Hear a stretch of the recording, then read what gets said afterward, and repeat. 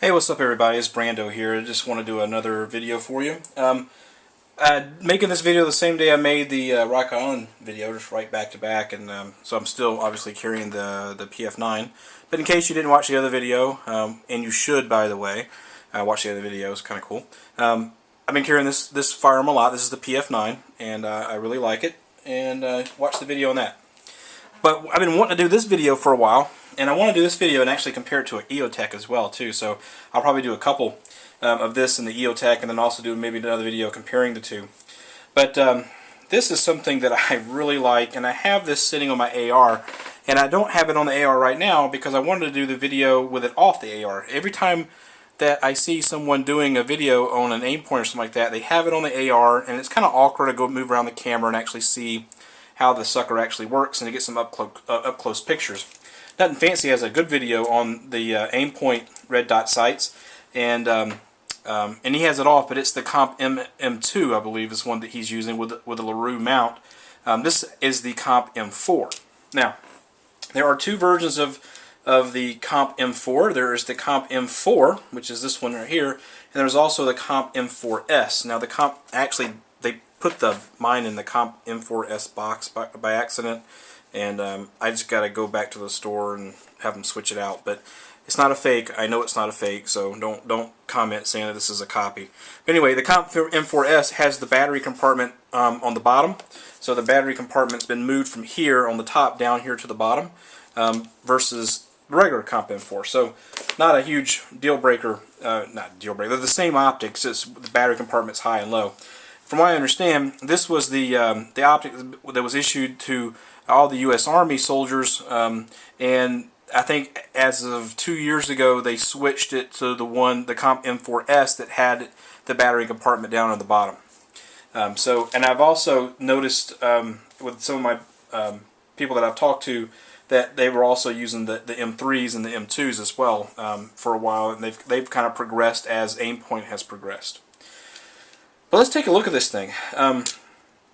You know, when you buy one of these or pick one up, this particular one is going to have a built-in mount, which I think is actually very nice, to be quite honest. And that's the reason I had it off of the rifle, is to kind of show how this mount works.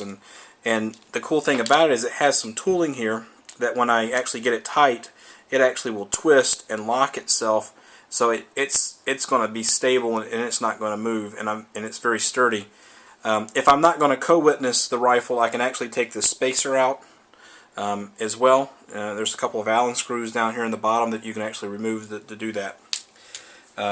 So number one about this mount, I guess is what I'm trying to say, is it comes with a mount. Or this optic, it comes with a mount, excuse me, which is really cool. So anyway, let's kind of move on from there and tell you some other things that I like about this. There's plenty of videos. You can see how nice the battery is and all that kind of stuff. But I kind of wanted to show you what this sucker looked like, you know, with my own impressions. Now,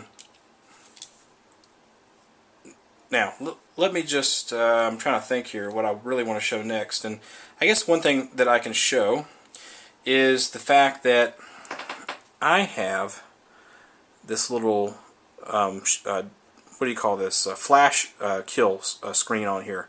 So if you notice that if I'm looking here, I don't really see the image of the reflection that you would see normally out of these red dots. So if I took this off and took a look at it, you would then see that nice little shiny reflection. Okay, so you know, you want to use this kill flash. You know, it kind of bothered me at first to use it, and I'll kind of show you with it and without it what it looks like. But I've been putting it on, and I kind of like it with it on now. I've gotten kind of used to it. To zero this thing, you have your adjustments on the side, just like you would a regular scope. And then you also have your on switch here, and this basically turns on and actually adjusts the brightness. I have it all the way up here. That's the brightest that it will be, and I can turn it down to adjust the brightness. So if you have daylight usage or nighttime usage, daylight you probably want to have it as high as it will go, and nighttime you would have it probably as low as you'll go. Now let's look at the cool thing with it. Now the cool thing that everybody wants to see is this dot. So let's turn it on. And I got it bright as it'll go. Get it adjusted into the camera. And there's that dot. And it's not too cumbersome with all this stuff on there that you can have both eyes open and take a look at that dot and actually see what you're doing. So it's awesome for close combat. You can just sit there and just move your eye around and that dot will follow you. Now that's kind of bright, so let's turn it down some. Give another setting here. Get the dot focused in there, which you probably can't even see the dot on camera. You might be able to. There it is. Barely. So you can adjust it. So nighttime you may want it a little bit softer. Daytime you may want a little bit brighter.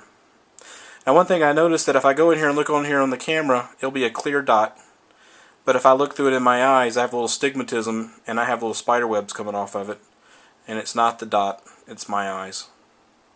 But anyway, as far as an impression on this, about what my view of this thing is rugged as can be. You can drop this thing. They say, there's a video on YouTube that says you can attach a grenade to this thing, throw it, have it explode.